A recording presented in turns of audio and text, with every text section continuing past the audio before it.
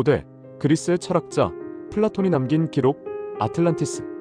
하룻밤 사이에 바닷속으로 사라졌다는 이 전설 속의 도시는 수천 년간 수많은 탐험가와 학자들의 상상력을 자극해왔습니다.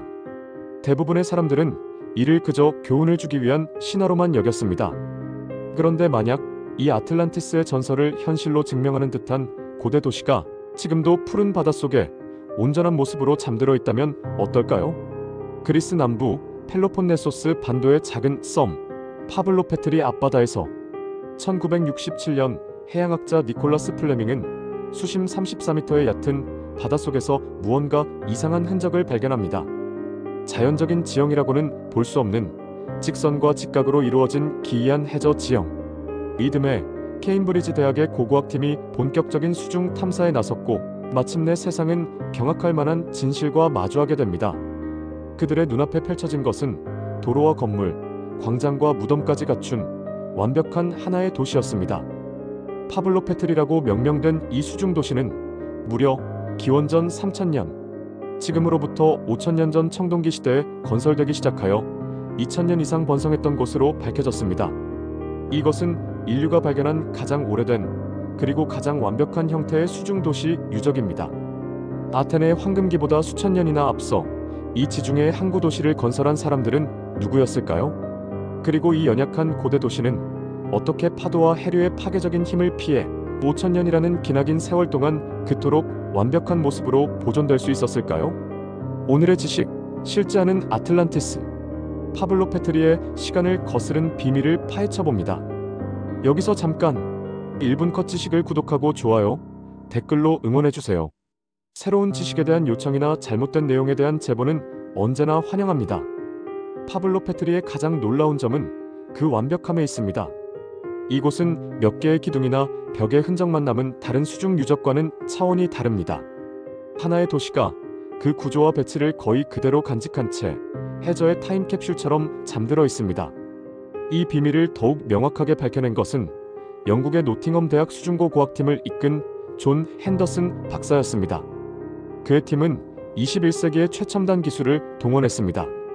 음파를 이용해 해저 지형을 3차원으로 스캔하는 섹터 스캐닝 소나와 자율무인 잠수정을 활용하여 유적을 전혀 훼손하지 않고 도시 전체의 모습을 픽셀 하나까지 정밀하게 디지털로 복원해냈습니다.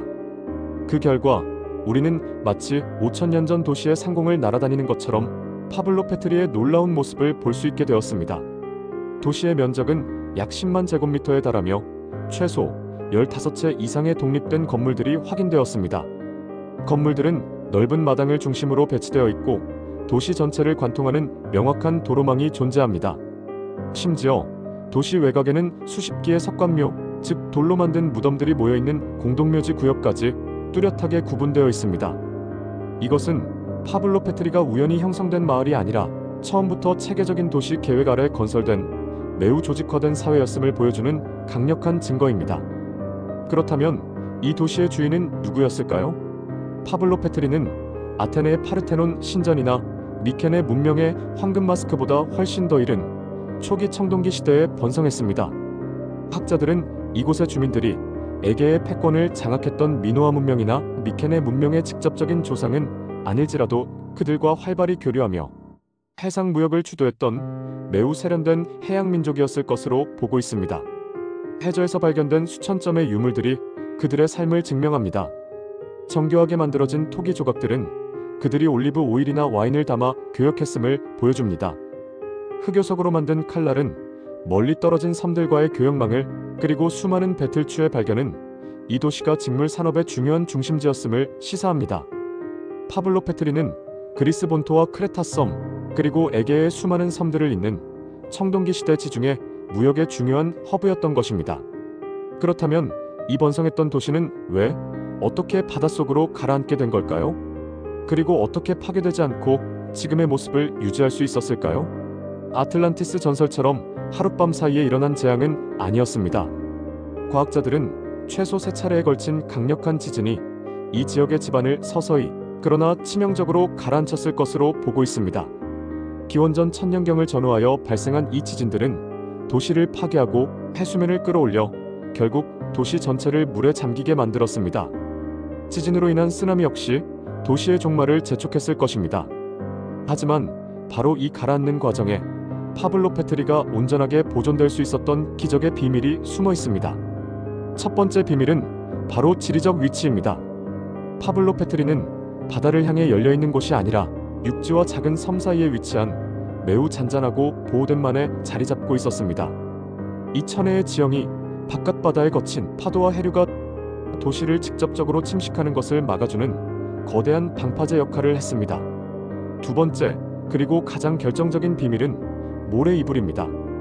도시가 가라앉은 직후 주변의 강과 해류가 실어온 엄청난 양의 모래와 실트가 도시 전체를 부드럽게 그리고 빠르게 덮어버렸습니다.